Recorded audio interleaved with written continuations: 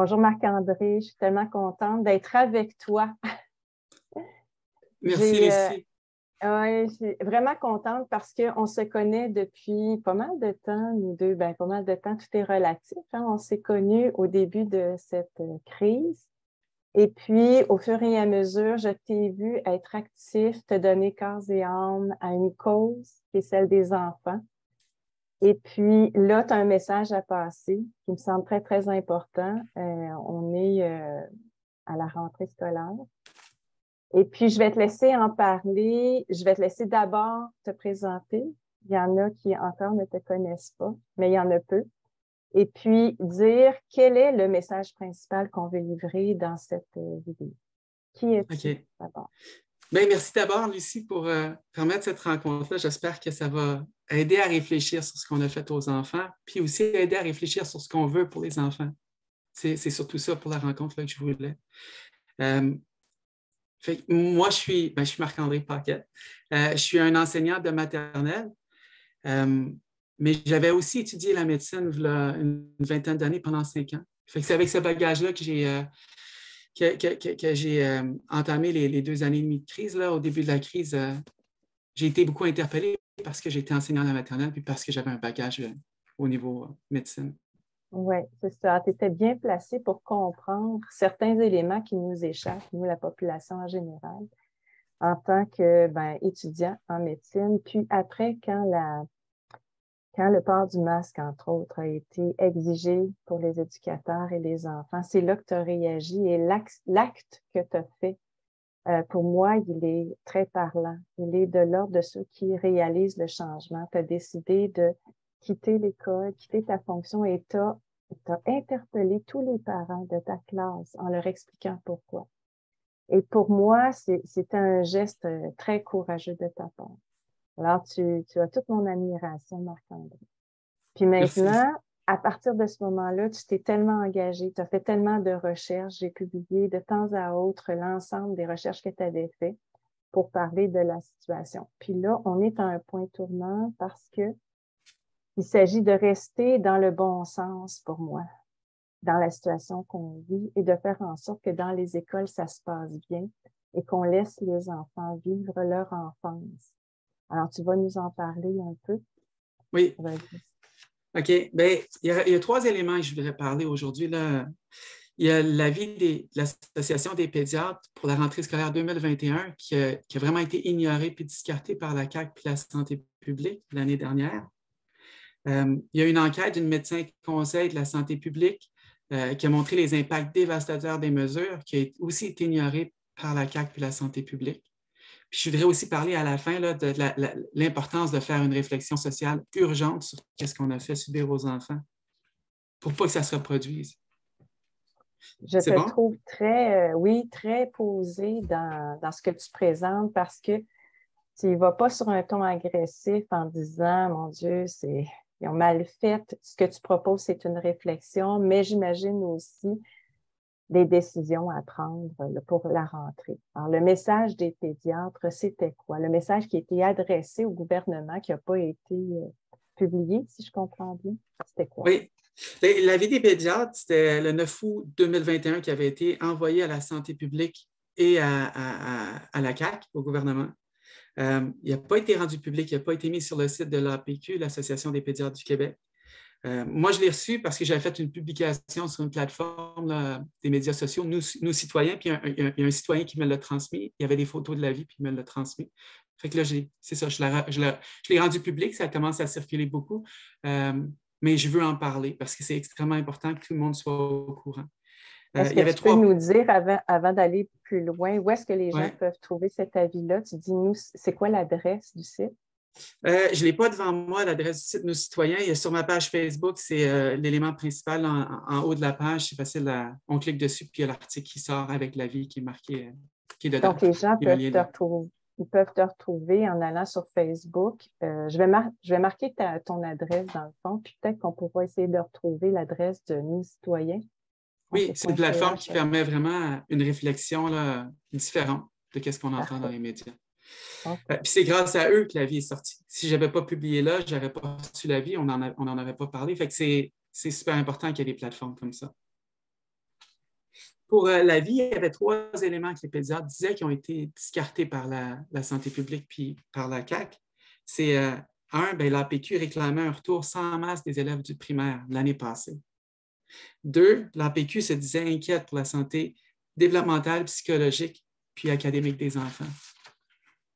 3, par rapport à la vaccination des enfants du primaire, l'APQ affirmait, puis là je cite, c'est vraiment les propos de la lettre, qu'il fallait envisager la possibilité que le ratio coût-bénéfice ne permette pas de vacciner cette population peu malade de la COVID. Mm. J'aimerais ça qu'on les regarde de façon précise. Ça te va? Oui, ça va. Et c'est juste sur le plan technique, Marc-André, à chaque fois, je crois que tu t'appuies, il y a un mouvement de la caméra qui ça fait jouer un peu le son. Fait que si tu veux, même si tu veux ajuster ton écran, je ne sais pas si tu vois ce que l'on voit, qu'on te voit bien, puis que ça évite de bouger. Ben oui, est-ce que c'est mieux comme ça? Oui, oui. Donc, tu veux revenir sur chacun des éléments brièvement pour qu'on comprenne? Brièvement, oui. Le point numéro 1, les masques. L'an dernier, les enfants sont entrés en classe avec des masques en tout temps, même pendant l'éducation physique. Puis ça a duré 8 mois et demi. Malgré l'avis des pédiatres. Oui. Puis les directions d'école, les enseignants, les parents n'étaient pas au courant que les pédiatres, que l'Association des pédiatres du Québec ne voulait pas qu'il y ait de masque. Pendant 8 mois et demi, les enfants ont eu un masque au visage avec les impacts que ça a eu. C'est bon? Oui, puis l'information n'a pas été transmise aux commissions scolaires. Non, il n'y a personne qui était au courant. Tout le monde pensait que c'était correct. Les gens ne s'inquiètent pas des impacts sur les enfants quand ils n'entendent pas les spécialistes parler publiquement. Là, on n'a pas entendu l'avis des pédiatres. Puis souvent, ce qu'on entend, c'est la part de la population, c'est on le saurait. Si c'était dangereux, là, on le saurait, les spécialistes nous le diraient, les médias le rapporteraient, le gouvernement aussi. Alors, c'est intéressant de nommer qu'elle existait, cet avis-là existait plutôt, mais ça n'a pas été transmis. Exact. Puis il était clair, pas de masque au primaire. Puis ils ont eu pendant 8 mois et demi. Puis ce n'était pas le premier avis que l'Association des pédiatres faisait. Ils ont fait une lettre 1 an plus tôt. On parle du 5 octobre 2020.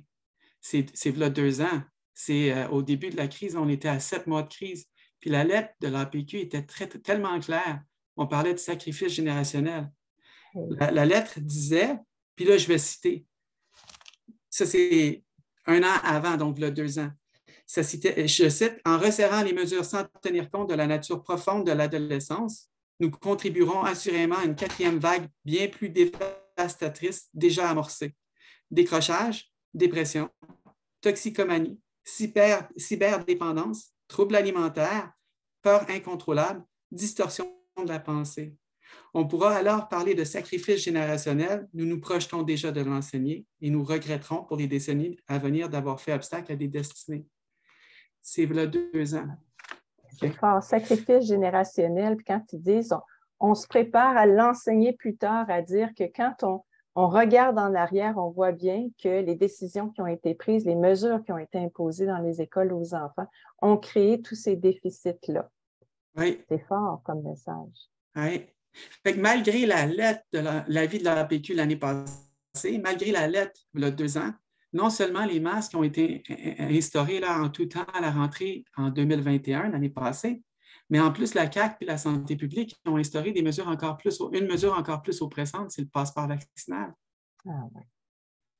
Les adolescents qui n'étaient pas vaccinés, ils se sont retrouvés pointés du doigt, marginalisés, exclus de leurs activités et de leur groupe d'appartenance sociale. Les adolescents qui étaient vaccinés, eux, ils ont appris à accepter cette ségrégation-là. Ils ont participé activement là, en excluant les autres jeunes ou en ignorant les autres jeunes qui étaient exclus. C'est vraiment des apprentissages qui sont pernicieux et qui sont extrêmement dangereux qu'on a enseigné aux enfants de façon à un moment qui était vraiment vulnérable. Fait que pour moi, c'est gros. Là, c'est plus, les pédiatres étaient inquiets depuis 2 ans sur la santé des enfants. Puis là, on en a mis encore plus. Encore plus. Mais pire que ça, c'est qu'on l'a fait perdurer dans le temps. Ça a duré 8 mois et demi de temps, malgré une enquête. Puis ça, c'est le 2e point. Je veux parler d'une enquête qui est sortie l'année passée, au mois de février. Le 9 février, les résultats sont sortis. Ils ont été publiés. Oui. C'est l'enquête d'une médecin conseil de la santé publique du CIUS de Sherbrooke, Dr. Mélissa Généreux. C'est incroyable, c'est 33 000 jeunes qui ont été questionnés. C'est beaucoup. OK? Ouais. Puis, pendant les 2 semaines qui ont précédé l'enquête, c'est une enquête sur les jeunes de 12 à 25 ans. Puis, ce qu'ils ont remarqué chez les jeunes de 16 à 25 ans, les 2 semaines précédant l'enquête, un jeune sur 2 avait des symptômes modérés à sévères d'anxiété ou de dépression. Voilà. C'est Un jeune immense. sur 2. C'est immense. Les gens, je ne sais pas s'ils mesurent à la fois comment c'est grave, l'effet que ça a eu sur les jeunes. 1 sur 2, là, c'est pas anodin, là. 50% des jeunes ont des, tu dis modérés à graves, là, sur leur santé mentale. Puis l'autre, c'est le tort qui est causé à long terme, c'est-à-dire que on peut pas supposer qu'un jeune va changer du jour au lendemain. Après cet ancrage dans leur organisme, dans leur psyché, il y a quelque chose, il y a une marque qui va rester à long terme et qu'il faudra réparer. Alors, quand l'ensemble des effets secondaires que tu as mentionnés tout à l'heure, puis bon, l'enquête a donné lieu aussi à des résultats, mais il faut vraiment comprendre que ce qui a été fait, ça n'allait pas être juste un passage, ça n'allait pas juste être un moment dans la vie d'un jeune qui va être oublié rapidement. C'est pas comme ça que ça se passe. Les pédiatres le voyaient, l'APQ le voyait il y a 2 ans. Puis l'enquête, il y avait aussi un autre résultat extrêmement important. Là, on a parlé d'1 sur 2 qui avait des symptômes importants, modérés à sévères d'anxiété ou de dépression, mais pire encore, 1 sur 4 voulait mourir dans les 2 semaines qui précédaient l'enquête ou se faire du mal. 1 sur 4. C'est colossal. C'est terrible ce qu'on a fait aux enfants. Puis, les résultats sont sortis le 9 février, mais les mesures ont duré jusqu'au 14 mai. Pendant 3 mois, la CAQ et la santé publique ont gardé les mêmes mesures, passeport, masque en tout temps, puis un paquet d'autres mesures, malgré le fait qu'il y avait des résultats d'une médecin conseil de la santé publique qui avaient été publiés. Puis qui devaient savoir, tu sais, parfois les gens se demandent ce qui circule sur les médias sociaux, puisque ce n'est pas rapporté nécessairement dans les médias mainstream. Le gouvernement le sait-il? Évidemment que si monsieur, madame, tout le monde le sait, ils ont des conseillers, ils ont des gens qui sont capables d'aller chercher ces informations-là. Alors, malgré l'information terrifiante qui est sortie dans cette enquête-là, ils ont préservé les mesures. Alors, c'est à se demander, c'est la santé de qui qu'on veut protéger? Est-ce que c'est la santé d'un petit groupe de... C'est la santé de qui? Parce que dans tout ça, les jeunes sont affectés, les personnes âgées sont affectées parce que oui, physiquement, mais aussi affectivement, parce qu'ils ne peuvent pas avoir accès à leur famille, par exemple. Tout le monde est touché par les mesures et à peser dans la balance, est-ce que ces mesures-là ne causent pas plus de tort que le fameux virus? Oui. Je peux passer au 3e point de l'avis qui a été discarté. C'est au sujet de la vaccination des enfants du primaire. L'APQ disait, puis là je cite encore, qu'il fallait envisager la possibilité que le ratio coût-bénéfice ne permette pas de vacciner cette population peu malade de la COVID. Mais l'APQ a remis en question la vaccination des enfants du primaire. On n'en a pas entendu parler. Pire que ça, il a été interdit de la questionner publiquement. On l'a vu avec l'affaire Patrick Provost. Patrick Provost, qui est un professeur dans un domaine spécialisé, qui est relié à... Il a des connaissances sur la vaccination. Ça a été caché, on peut dire. Ce n'est pas une information qui a circulé. Puis aussitôt que ça veut sortir, cette forme de questionnement que tu soulèves, bien, on va mettre à la porte d'université. Oui, mais ils l'ont mis sans solde.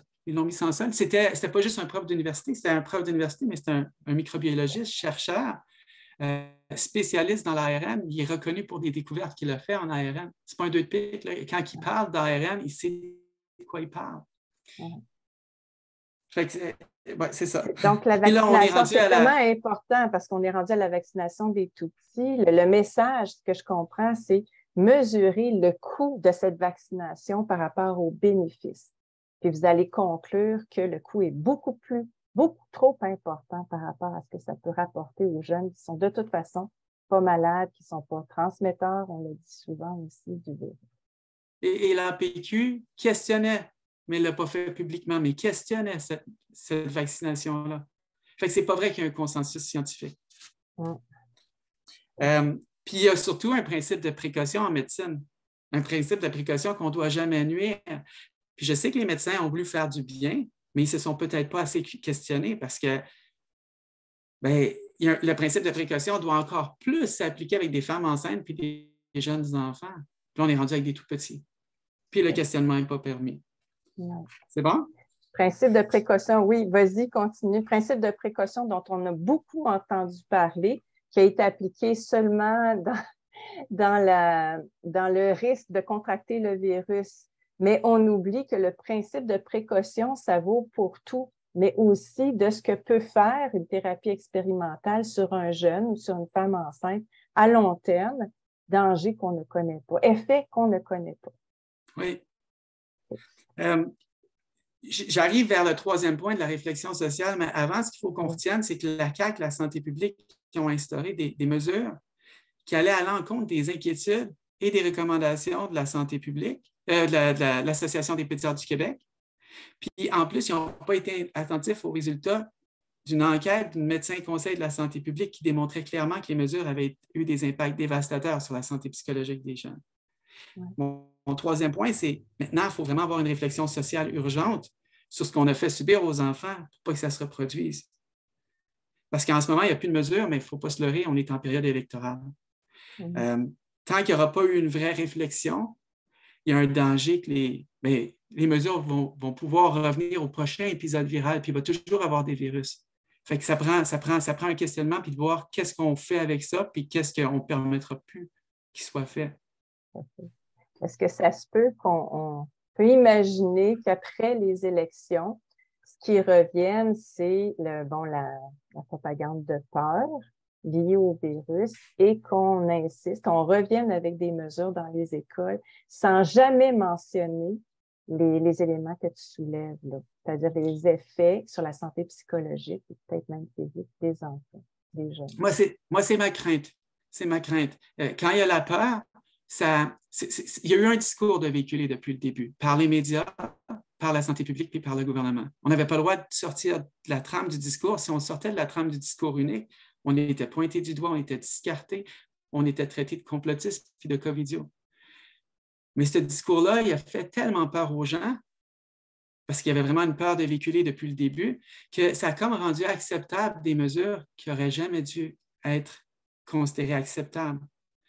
Puis on le savait que les mesures, là on le voit que les mesures ont eu des impacts délétères, dévastateurs sur les jeunes, on l'a vu avec l'enquête, mais on le savait déjà avant. Si moi j'avais appliqué les mesures, là, je vais juste en nommer comme quelques-unes rapidement, là, mais on a fermé des écoles, on a mis des rubans sur les jeux dans les parcs, des rubans danger pour pas que les enfants jouent.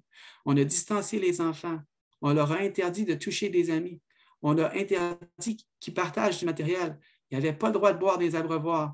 Les flèches au sol dans les écoles pour les déplacements, le masque en tout temps, même à l'éducation physique, le renvoi de matériel à la maison des élèves dans des sacs de vidange comme s'ils étaient dangereux, l'interdiction de prendre un ami dans ses bras, l'interdiction de jouer avec des amis, l'interdiction d'inviter des amis chez eux. Si moi, j'avais appliqué ces mesures-là comme enseignant ou comme parent, là, il y a une dizaine d'années, tout le monde m'aurait pointé du doigt. Il n'y aurait pas eu un lanceur d'alerte ou deux. Tout le monde m'aurait, avec raison, pointé du doigt pour pas que je fasse subir ça à des enfants. Fait qu'on le savait que c'était nocif. Mais les gens n'ont pas réagi parce qu'ils avaient peur, parce que c'était un organisme qui était officiel et qui a suggéré les mesures, que les médias les ont banalisées, puis que le gouvernement les a imposées. Fait que les gens n'ont pas remis en question, mais si on écoute notre cœur, c'était évident que c'était nocif pour les enfants. Oui, tout à fait. Puis dans la manière dont c'était présenté, les gens ont peut-être pensé que temporairement, on va faire ça, en sachant que, ou en espérant que peu de temps après, ça allait revenir à la normale. Mais ce temps-là a duré tellement longtemps. C'est comme si à chaque fois, on nous disait c'est pour 2 semaines, c'est pour quelques temps. Et c'est ça l'effet insidieux. C'est lorsque c'est placé de façon quasi permanente, il y a quelque chose qui se passe chez le jeune. Il y a perte de sens, perte d'espoir. Et puis peut-être que pour les parents, c'est une forme d'indifférence qui s'installe. C'est-à-dire qu'ils ont un choix à faire. Hein? Je crois ce que dit le gouvernement et les médias parce qu'ils devraient le savoir et nous le diraient. Ou encore, je me questionne, puis là, je vis de l'insécurité. Avec toute les messages qui ont été passés, comme tu dis. Faites attention, les gens qui disent quelque chose de différent de nous sont étiquetés. Alors, les parents se sont placés, ou les éducateurs aussi ont été placés dans cette position-là. Qu'est-ce que tu suggères, Marc-André, toi qui as vécu dans une classe, qui a connu aussi, qui a eu des informations sur la médecine, et ce que tu as fait, le geste brave que tu as fait de sortir de la classe en disant c'est insupportable, ça ne mène nulle part de porter un masque comme éducateur et de faire porter les masques pour les enfants. Qu'est-ce que tu nous suggères? Mais de réfléchir sur chacune des mesures, de prendre chacune des mesures rapidement, puis d'évaluer, de regarder est-ce que la mesure était vraiment nécessaire pour protéger les enfants, puis aussi le reste de la population, les gens plus vulnérables. Est-ce que ça a protégé la santé physique, affective et sociale de la population? Il faut se questionner si on va réimposer ces mesures-là. Si les mesures ont eu des impacts négatifs sur les enfants, c'est clair qu'ils en ont eu, puis est-ce qu'on va les réimposer la prochaine fois? Cette réflexion-là est urgente. Et elle est urgente. Si on regarde durant les 2 dernières années et demie, la CAQ, la santé publique, les médias ont refusé tout débat d'idées sur ça. Les partis qui étaient à l'Assemblée, les partis d'opposition, on parle du Parti québécois, le Parti libéral, puis le Québec solidaire, comme intervenants, je les ai talonnés. Mais eux n'ont pas fait leur travail, ils ne se sont pas questionnés. Ils n'ont pas cherché à comprendre, ils n'ont pas talonné le gouvernement, ils n'ont pas demandé de compte au gouvernement, ils ont juste appuyé le gouvernement. On est en campagne électorale en ce moment. Il n'y a aucune mesure d'appliquer. Après les élections, s'il n'y a pas eu de réflexion, si la population n'a pas talonné ces partis-là, je suis inquiet. Je suis inquiet de ce qui peut se passer pour les enfants. Il y a un parti qui a posé des questions, puis c'est le Parti conservateur. Puis ça donne vraiment tout son sens à leur slogan « Libre chez nous ». Libre de se questionner, libre de faire des réflexions, libre de parler. Les médecins n'ont pas été libres de parler. Libre juste de voir les gens qu'on aime puis d'en prendre soin. On n'a pas eu le droit de prendre soin des aînés qu'on aimait. On les a laissés mourir seuls, isolés, dans la tristesse. C'est ça. Fait que la réflexion sociale, elle est importante. Puis les gens, je pense qu'ils ne réalisent pas comment le gouvernement est responsable de ceux qui ont pris la décision qu'il n'y a pas de mesure en ce moment, c'est quand même le gouvernement et les scientifiques qui parlent en ce moment, c'est les mêmes qui ont mis ces mesures-là dévastatrices. Les gens ne réalisent pas que c'est encore eux qui ont le pouvoir, puis ceux qui avaient le pouvoir de parler, ils ne l'ont pas fait. Donc maintenant, il faut voir qui va le faire, qui va protéger les enfants. C'est ça. C'est bien dit, Marc-André. Puis, tu sais, il y a la politique.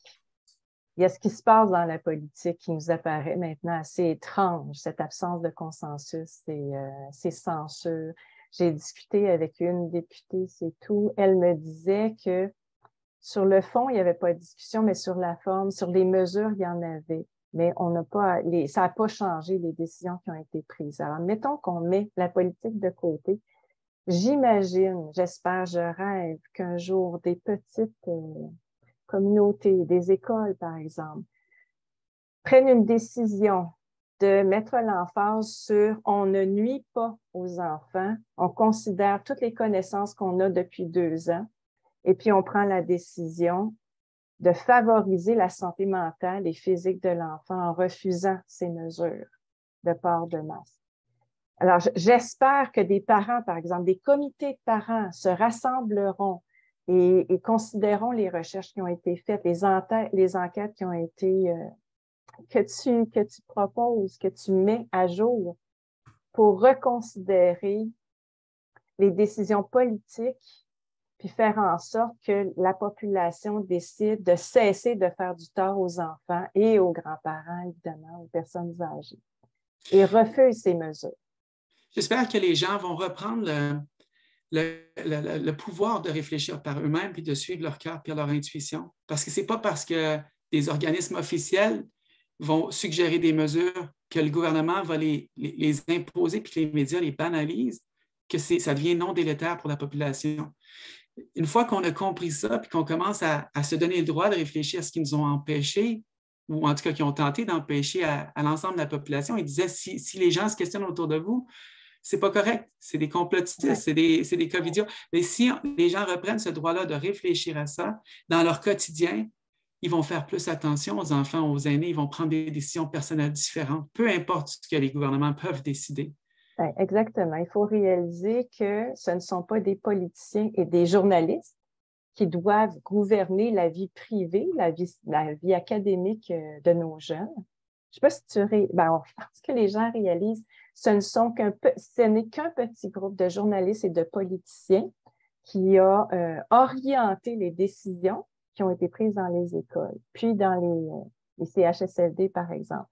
Alors, il faut se sortir de cette idée que c'est la population, la société qui voulait ça. Et tu parles d'intuition, j'ai envie de te dire, c'est la science dont on parle tant, qui sait très bien qu'on est en train de faire du mal aux enfants, aux jeunes et aux personnes âgées.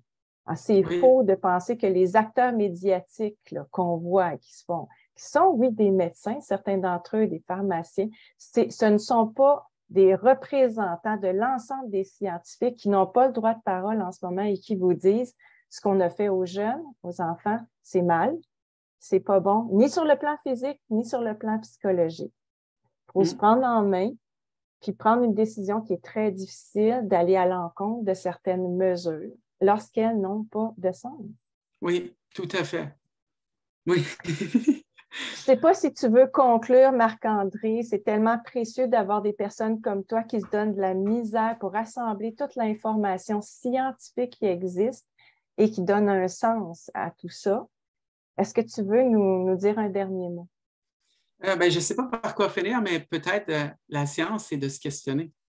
Puis depuis 2 ans et demi, on nous a demandé de ne pas nous questionner.